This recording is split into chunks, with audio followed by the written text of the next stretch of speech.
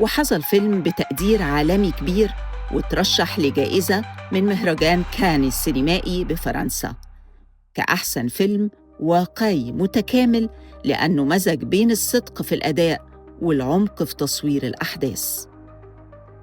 الحرام مش فيلم عن الخطيئة.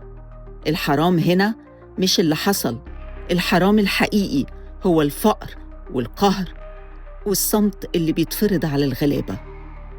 ده فيلم عن الظلم وعن مجتمع بيعاقب الضعيف ويسيب الجاني الحقيقي من غير حساب.